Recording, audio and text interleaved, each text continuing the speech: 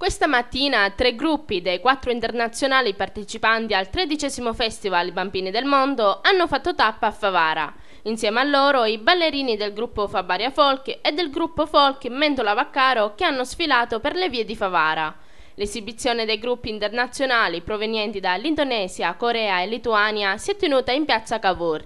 L'iniziativa è stata organizzata da Giuseppe Trupia, presidente dell'associazione Fabaria Folk, insieme alla scuola Mendola Vaccaro e con la collaborazione dell'assessore allo sport e spettacolo Gerlando Cassaro e all'assessore alla pubblica istruzione Luisa Pollara.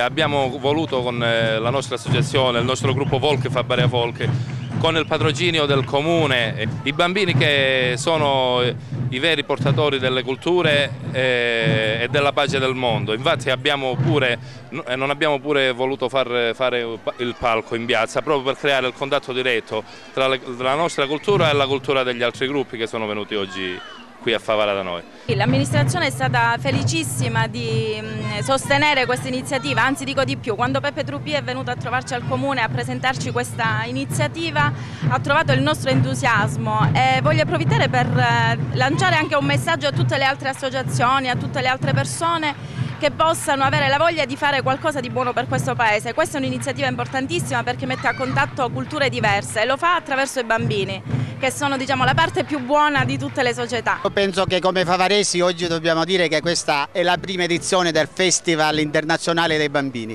È veramente meraviglioso stare insieme a loro, ma stare insieme a loro insieme ad altri bambini di altri continenti. Poco fa loro erano felici, abbiamo conosciuto persone nuove, persone che parlavano in maniera diversa e che malgrado tutto parlassero in maniera diversa riuscivano a comunicare. Ebbene, la nostra scuola, l'Istituto Comprensiva Mendola Vaccaro, ha voluto fortissimamente, in quelle difficoltà che già si evidenziavano prima, ha voluto fortissimamente che la scuola partecipasse a questi momenti, anche perché sono ragazzi di quinta elementare e prima media, per cui per noi è un progetto che ha un futuro e la scuola quando ha futuro diventa una cosa importante. All'evento, che è servito come occasione per favorire lo scambio culturale e promuovere la città di Favara e la nostra cultura a livello internazionale, hanno partecipato diverse scuole primarie cittadine ed il sindaco Rosario Mancanella. Oggi Favara ospita il Festival Internazionale del Folklore con i bambini del mondo che vengono dalle diverse parti del pianeta e che rendono omaggio soprattutto a un concetto essenziale, quello della pace e dell'amore tra i popoli.